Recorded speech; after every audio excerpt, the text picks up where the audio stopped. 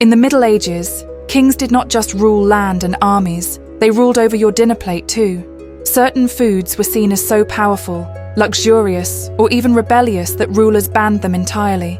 Some foods could spark envy, some could challenge authority, and a few were so dangerous that eating them without permission could get you fined, jailed, or worse.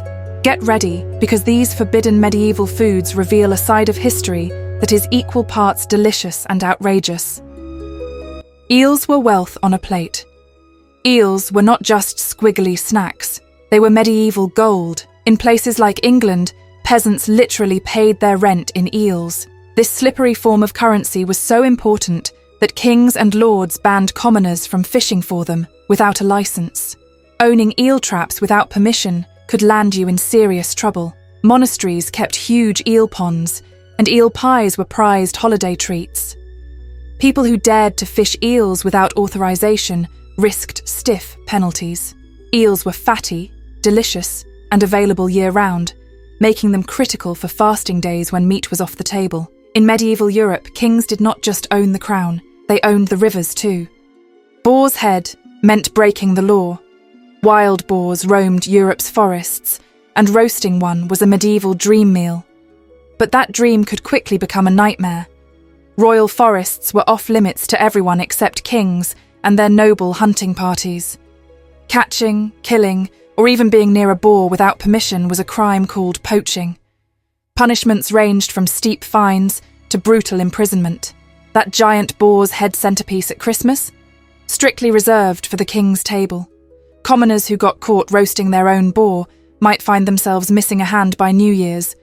It was not just about food. It was about power. Controlling the wild meat supply meant controlling status itself. In the medieval world, what you hunted was as political as what you said. Spiced wine was a liquid luxury. If you thought medieval people only drank watery ale, think again. Spiced wine, called hippocras, was a luxurious drink packed with sugar, cinnamon, ginger, and cloves. It was so fancy that rulers restricted it to the rich. Laws were passed banning commoners from buying or serving hippocras without special permission. Officials worried that too much luxury would make peasants rebellious or wasteful. After all, a peasant drinking cinnamon-infused wine might start thinking he deserved better housing too. In royal courts, hippocras was a staple at feasts. For the poor, it remained a tantalizing, forbidden pleasure. Today, you can grab a spiced latte anytime you want. Back then, indulging in sweet, spicy drinks could mark you as a criminal or a rebel. White bread was a rich man's loaf. Bread was the backbone of every medieval diet, but not all bread was created equal. White bread, made from finely sifted flour, was a luxury item for nobles. Commoners were supposed to stick to rough, dark loaves filled with bran, oats, and sometimes even sawdust. Sumptuary laws made it illegal in some regions for peasants to bake or buy white bread. Bakers caught selling it to the wrong class could be fined or publicly shamed. Why all the fuss over bread? It symbolized wealth, purity, and status. Fluffy white loaves were a visual reminder that the rich lived better than everyone else. In the medieval world, even your sandwich told people where you ranked. Pigeon pie was for castles only. Today, pigeons are sky rats. Back then, they were walking banquets. Lords and kings built towering dovecotes to house thousands of pigeons, strictly controlling the right to eat them. Unauthorized pigeon hunting was illegal and harshly punished.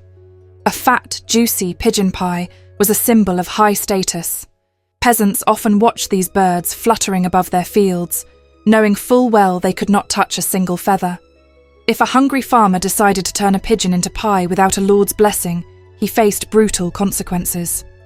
This was not just about preserving wildlife. It was about making sure everyone knew who owned the sky.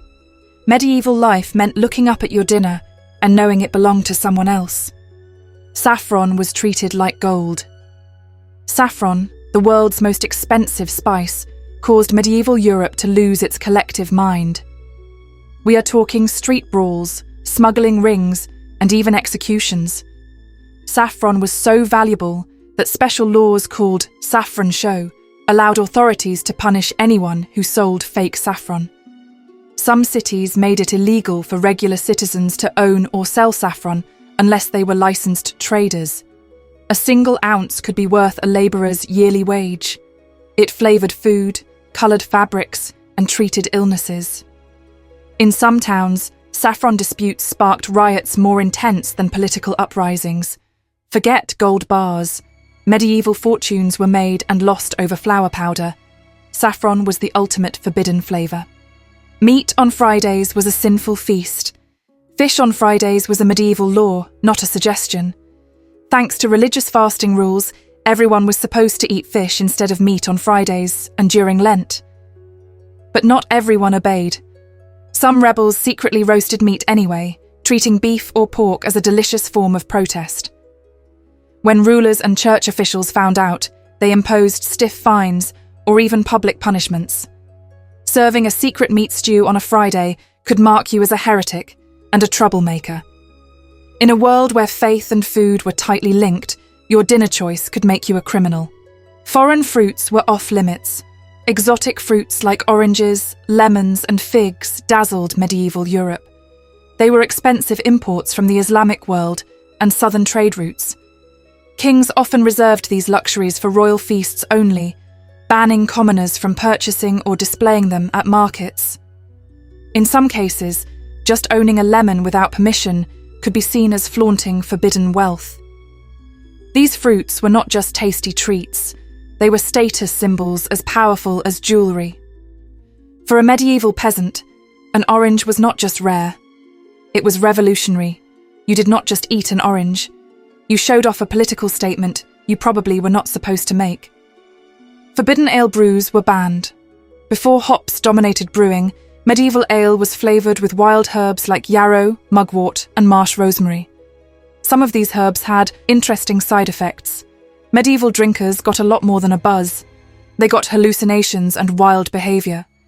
Authorities quickly stepped in to regulate brewing and ban certain herbal ales. Laws required the use of hops instead, which made beer more stable and profitable. Homemade herbal ales became illegal in many regions. Brewing a batch of old-fashioned herb-infused ale could earn you fines or worse. It turns out, medieval governments were very serious about keeping your buzz under control. Roasting swan was practically treason. In medieval England, all swans technically belonged to the crown.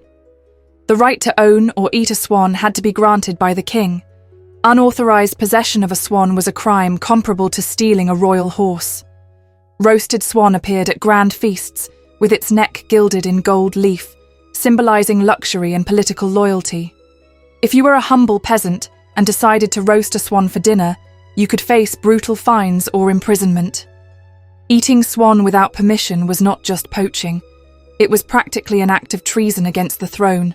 Tastes like crime. Food was power on a plate. In the Middle Ages, food was not just about filling your belly. It was about controlling hearts, minds, and entire societies. From golden saffron to humble pigeons, what you were allowed to eat reflected who you were and where you stood. Forbidden foods served as powerful reminders of royal privilege and social boundaries. Some meals were outlawed to keep commoners in their place. Others were banned out of fear of rebellion or religious sin. Next time you stroll through a grocery store, grabbing a loaf of bread or a jug of wine without anyone checking your social rank, remember this: in medieval times, your next meal could have cost you everything.